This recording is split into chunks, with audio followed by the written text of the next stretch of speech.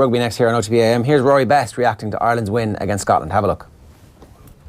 I think that it was a different kind of pressure, but I think we're back now to the pressure that we put on ourselves to perform, and I think we'd ideally like to play better. We'd like to play with a little bit more fluidity than we did today. Get on the front foot a little bit more, and they defensively they came off the line very, very hard at us, and they were very hard at the breakdown, and it was hard to get any kind of flow to the game for us. So yeah, look, we'll go back to I suppose the pressure that, like I said, we put on ourselves, the coaches put on us, and like we want to be better. I think last week was a strange week because we felt that we'd done all right in some areas, but then and been poor in others and a couple of silly mistakes. But we don't strive for all right, we strive for the best we can be, and last week wasn't it, and I think we probably mentally and emotionally took a bigger step forward this week.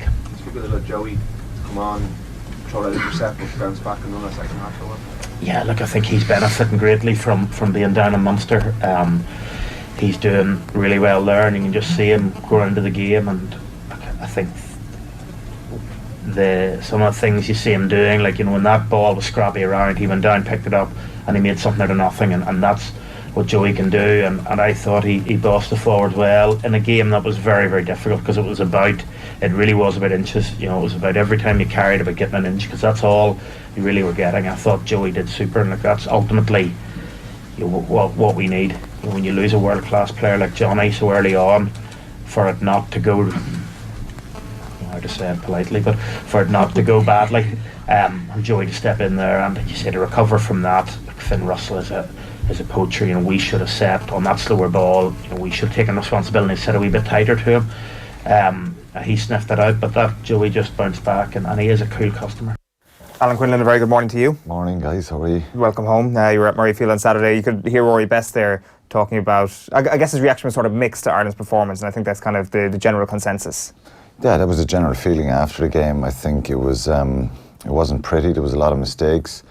Both sides were probably cancelling each other out and forcing errors, and we didn't see a lot of free-flowing rugby or high number of phases in the game. So I just think the most important thing, and for any sports person, after you have a loss, I'm sure Kevin will agree, when sometimes it's just about getting the win the following week. He'd love to get a really brilliant performance and a really good field factor and stuff like that. So they can still take a fair few positives out of the way they responded, because I think there was a lot of question marks after the England performance, and going to Murrayfield was going to be tough. So a lot of people didn't fancy him to get the job done and get a result, and I thought they managed the game pretty well. There's a lot of line breaks in the game and opportunities that they didn't take, and when there are a number of players out injured as well, so you have five changes from the week before.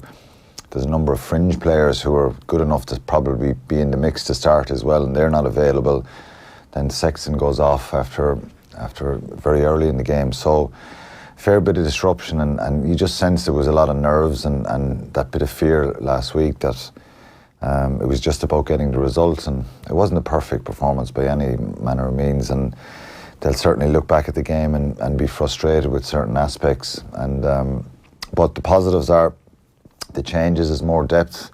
Carberry getting more exposure at 10, Chris Farrell getting a run out, Sean O'Brien coming back, Jack Conan played well, and Quinn Rue, I think, the line-out scenario. So the guys that came in actually played well, and they contributed very, very well and made an impact. Yeah, well, Joe Schmidt was actually speaking about that, and here he is on how Ireland's replacements fared against the Scots.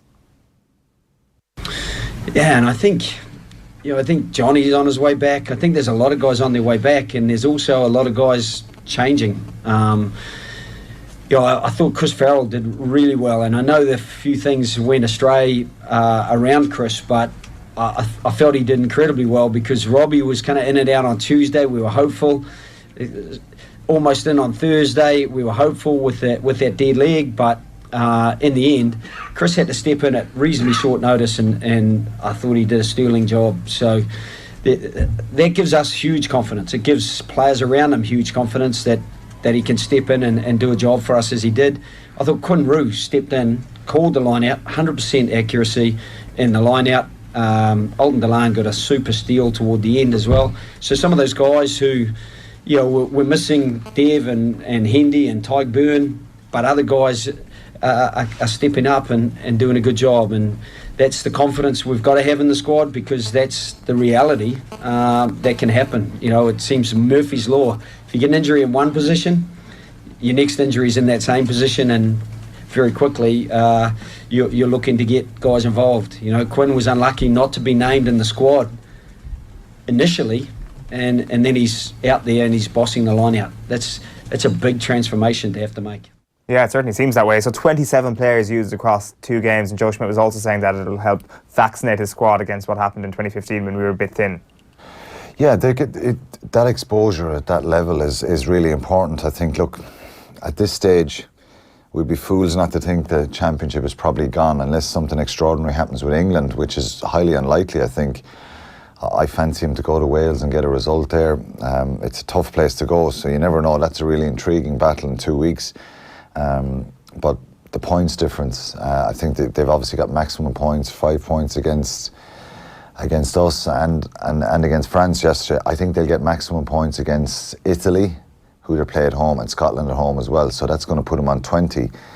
If we were to get 3 bonus point wins, we still only can get to 19. So it's highly unlikely. It's probably 2 games they need to lose at this stage. But I think if Ireland can finish by beating Italy, France, and at least taking it into that last day and get a really good performance in Cardiff, even if they lost, it'd be an acceptable return. I know 3 wins doesn't sound good for a team that were so dominant last year, but they just got to go to Cardiff. That's why the Scottish game was so important.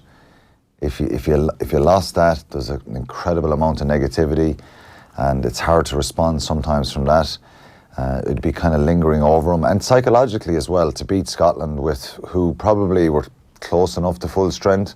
I think WP Nell was probably the only one that would start in their team that was missing, where Ireland had a number of injuries, and so with the World Cup in mind as well, it's not easy, and Scotland will look at that performance. Gregor Townsend said it afterwards, that just crucial errors, but I think that came from good pressure from Ireland. That's what I was just about to ask. So basically, when you look at the way Scotland came up against Ireland on Saturday, Rory Best was saying there that they were quite quick off the line, just like England were. Was it a different manner in which they were quick off the line? They just weren't able to execute as good as England, or were Ireland better prepared to go against that? I'd say Kevin knows this as well. If you're playing really well and you're on a good run and you've won a championship and you play a team, any team you play then, they raise their game and their energy is different, isn't it? And they go do anything to stop you. And that's understandable, because if I'm playing against the All Blacks, you're doing the same if they're world champions. So that's what England did last week. Stop Ireland.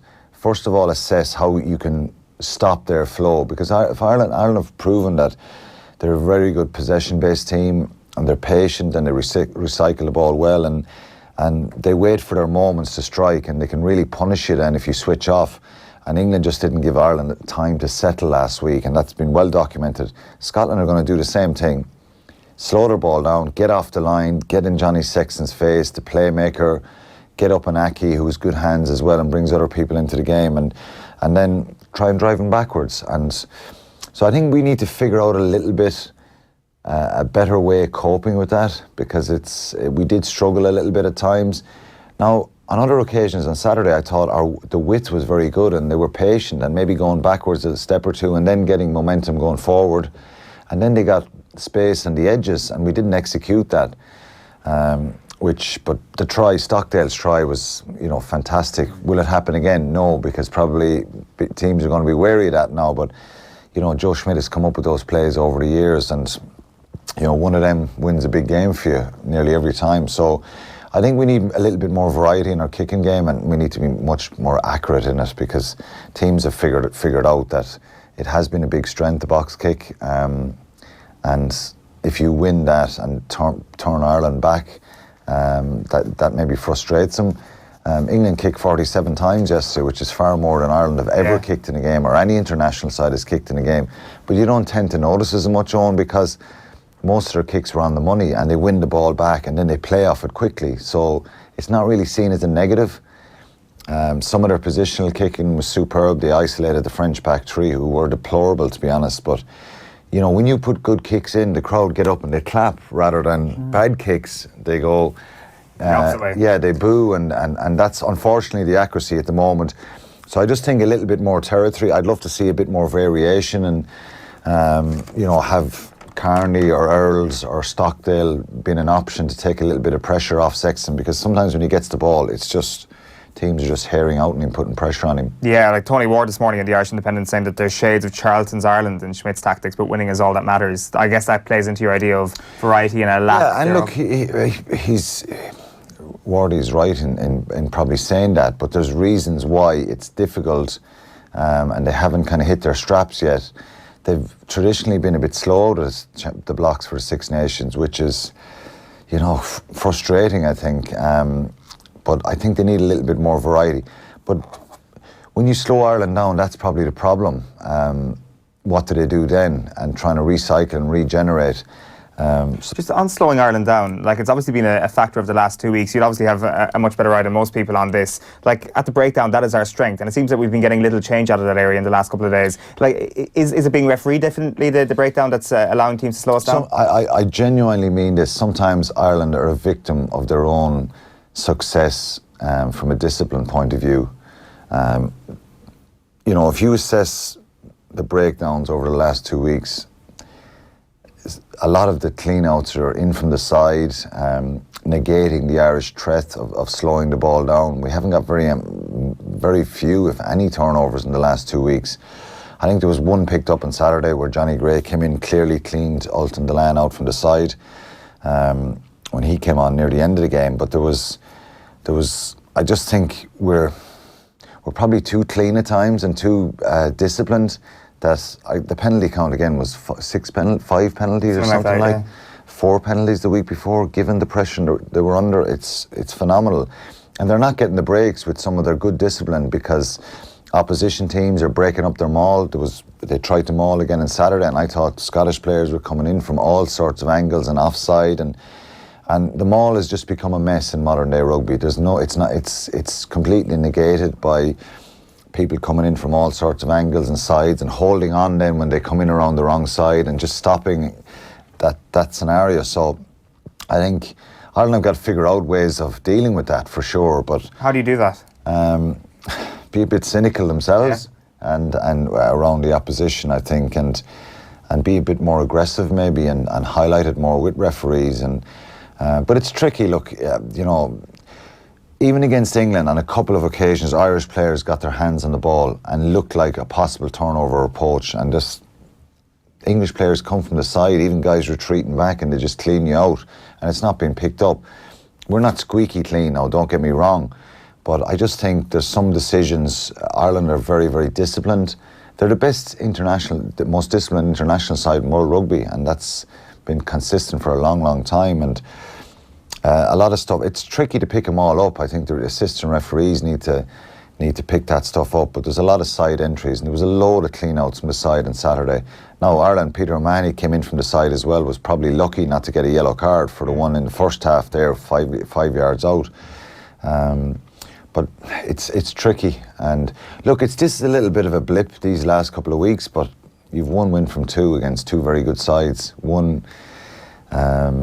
One of those games was away from home, and it was always going to be a difficult start. So with the unsettling nature of the personnel in the last 2 weeks, I think it's not a bad return. Yeah, and there's room for improvement, I think, and they'll know that themselves. It's the best time of the year for some disruption.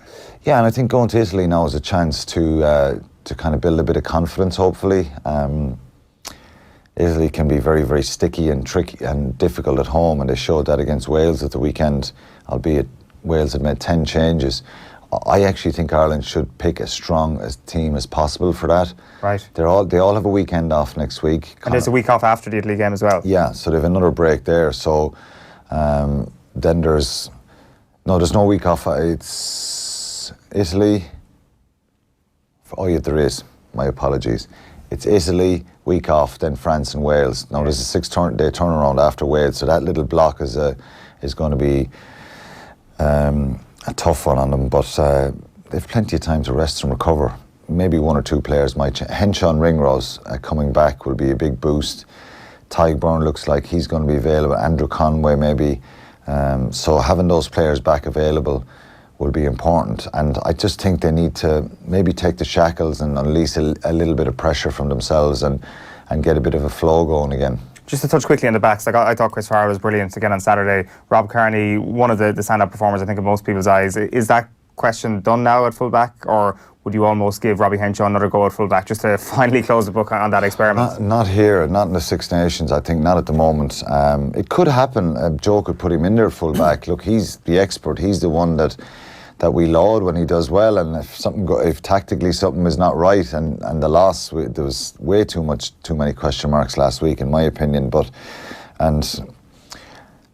Kearney just showed how important positioning and being in the right place is. Robbie Henshaw's an incredible athlete, and it's a position that takes a little bit of time. And we saw France really badly exposed in that kind of backfield yesterday against England with Huget and Pen. Huget's a winger, he's playing full back. Penno is a centre, he's playing in the wing. Ficou's a centre, he's playing in the wing. So they have a back three of two centres and a winger, which is just totally wrong, the shape. And so he may go back to Robbie Henshaw. And I said it last week, a lot of the problems that Robbie Henshaw had last week stem from the issues up front for Ireland. Owen Farrell getting loads of time, being able to pick that bit of space. So it wasn't as bad as maybe it's made out.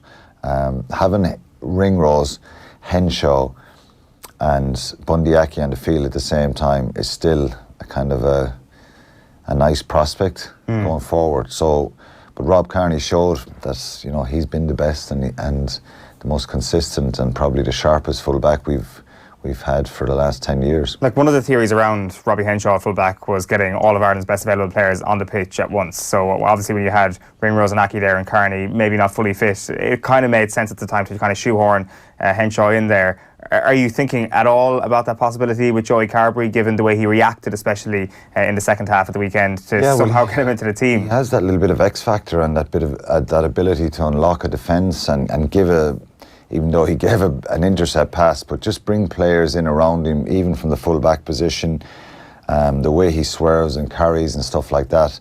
And he was very effective for Leinster last year, so he is another option there. Is he second choice full-back? I don't know who's second choice full-back. Andrew Conway can play very well at full-back because he's played there a lot as well. He's more familiar with that role. I don't know, Mike Haley could come into the mix.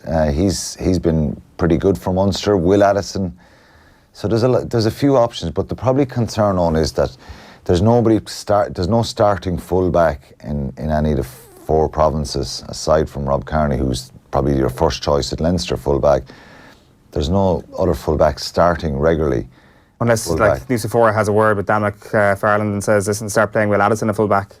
Yeah, I don't know. What maybe that'll happen in the latter part of the season, that given the World Cup and stuff, but we'll wait and see. I just thought Kearney's tough, isn't he, to come back, and he probably should have stayed on the outside when he made that line break and passed to Stockdale rather than coming back inside. But it's fine, it's small margins, and you just sense those few errors and mistakes were going to happen on Saturday, given the pressure they were under to get a result. We've got a comment in here from Cords Sheehan, who asks, are France worse than Italy now? Italy seem to be more organised a team.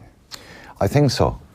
They're shocking, and it's really disturbing to see it, because I tell you, France in the first half against Wales the opening game of the Six Nations, I went, wow, they're back. This is what we all want to see. Even I watched that game. I watched the game. They were brilliant in the first half. I couldn't believe the turnaround in that second half of the match. It was unreal. It was shocking, and you know, people.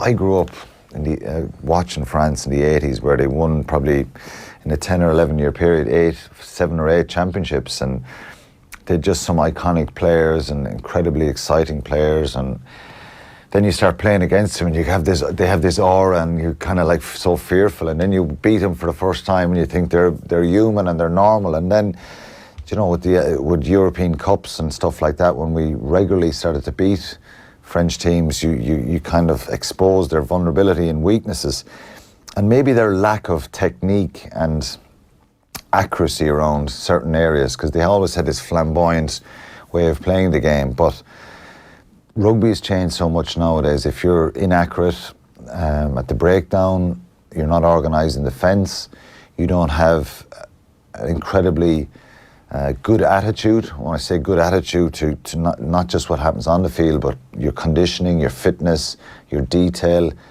It's kind of like onto complete science, the game, you know, and they're just not in great shape, the players. They just don't seem to be fit enough. They don't seem to have that. Like, there was 4 or 5 players yesterday for France. How can that be at that level? See, the problem they have, Kevin, is the divide between the club system and the national team in France. The clubs are probably owned by they're all owned by private owners. So they don't care about France. They just want who they sign and their players to play well for their team and don't get injured and don't go to France. It's a disruption for them. And there's a disconnect between the conditioning for the top players. So they can't kind of pull their 35, 40 players together like we can in Ireland and have little mini camps and have a lot of cohesion around their diet, their nutrition, their fitness levels. And there's too many foreign players in France. So it's amazing that Camille Lopez, who's a decent player, but he's more of a kick and fly half, and they've had so many problems with finding an out half that can stay in the team for a number of years over the last 10-year period. It's crazy. But still, France could go to the World Cup and get to a final this year. Yeah. That's the enigma of French rugby. Like, we're hardly saying that Italy are better than France on a continuous level now, are we? No, I don't think so. But it's very concerning because the team that went out there yesterday, and Jack Prunell has to take ownership of this. You play 4 centres across your back line. You know, you can play... You tend to move wingers into centre if you have issues in the centre, but moving centres out to wing. Now, I know Penno is probably the exception, and he plays 13. He plays 13 for Clermont. He plays in the wing sometimes as well, but he's more of a centre, but he's a really good winger. But the other, Fiku is not a winger, he's a centre. Houge is a winger. I know he's played a little bit of full-back before on occasions, but it's... Vaha Mahina is a monster up front. He's 6'8", 19 stone. And he just has 4 tackles in the game. It's just not good enough. That tells its own story. So it's worrying and it's concerning because I'd love to see the French team doing really well. And look, they're capable. The funny thing is they could come to Dublin in a couple of weeks' time and you know, throw caution to the wind and he could make a raft of changes again, and they could be brilliant because individually, they're very talented players, but I just don't think they're conditioned enough, fit enough. They don't play at this high intensity that maybe the Pro 14 or the Premiership is at. There's a lot of kicking. The game is slowed down a lot, and it tells its own story yesterday. Because if you're up in the stand, you're looking down at the team, and you just see the energy levels and the fitness of England's kick chase, where they're just harassing. If the ball is kicked through, it's like, if I don't sprint here, I'm going to get dropped because there's a coach watching me, and you just sense that you don't have that kind of pressure from the French coaching team, and it's not in their culture to be in your face and aggressive like that and running your socks off all day long. Yeah.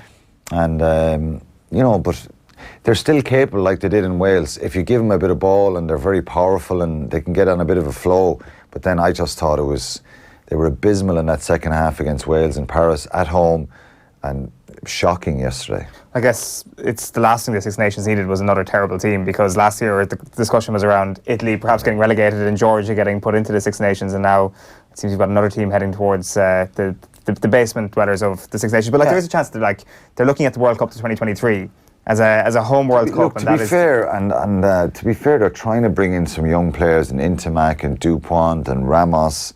You know, it's not as if they're bringing back Bamba. Yesterday he's only 20 to tight head, but this has gone on now for 3 or 4 years when there's been so much change, chopping and changing of coaches, of players. There's absolutely no continuity in selection. You're always going to add a few guys, but there's 10 out and there's 10 in. It's every year. It's a pity because they just can't settle on a steady group. And you know, they should be playing Intimac and Dupont as their 9 and 10. They should try and build a team around them. I think Intimac at top level test rugby at the moment is not big enough and physical enough to be a 12. I think he should be a 10 for France. And Dupont is a special player with that little bit of X factor, and he made a difference when he came on yesterday, as opposed to Para and Clermont, who are just kicking the ball away all the time.